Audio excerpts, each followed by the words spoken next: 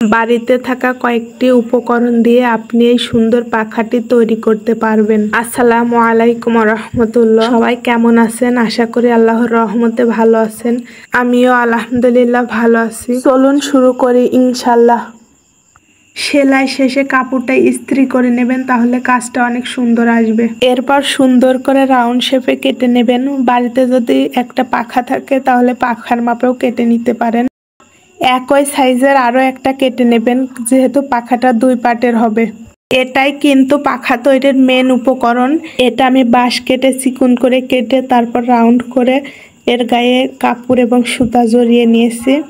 রাউন্ডটা কিন্তু যত সুন্দর হবে আপনার হাত পাখাটাও তত বেশি সুন্দর হবে। এরপর যতটুকু প্রয়োজন ততটুকু পাশে জায়গা রেখে গোল করে রাউন্ড করে সেলাই করে নেবেন। আপনারা যদি ভালো করে লক্ষ্য করেন তাহলে পারবেন। দেখুন আমি সুন্দর করে এটা সেলাই করে নিলাম। এরপরে কুচির জন্য কাপড় কেটে নেব। এখানে আমি চওড়ায় 4 ইঞ্চি কাপড় নিয়েছিলাম, তবে তৈরি করার পরে আমার মনে হচ্ছিল কুচিটা আর একটু বড় হলে সুন্দর লাগবে, তাই আপনারা 5 ইঞ্চি নেবেন কাপড়টা।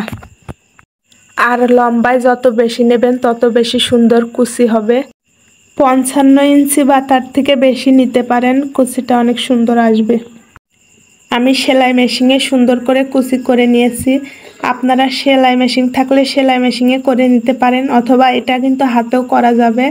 সুই সুতা দিয়ে মাঝ বরাবর সেলাই করে যাবেন, তারপর সুতা টান দিলেই কিন্তু সুন্দর কুচি হয়ে যাবে।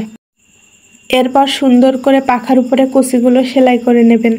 পাখার হাতলটা তৈরি করার জন্য আমি এখানে বাঁশ চিকন করে কেটে তার গায়ে লাল কাপড় জড়িয়ে নিয়েছি এবং ভিতরে একটা কাটিমের অংশ দিয়েছি যাতে এটা ঘুরিয়ে বাতাস করা যায়। এরপর সুই সুতা দিয়ে সুন্দর করে মাঝ বরাবর সেলাই করে নেবেন। আমাদের পাখা তৈরি শেষ। আপনারাও বাড়িতে চেষ্টা করে দেখবেন। সবাই অনেক ভালো থাকবেন, সুস্থ থাকবেন। আল্লাহ হাফেজ।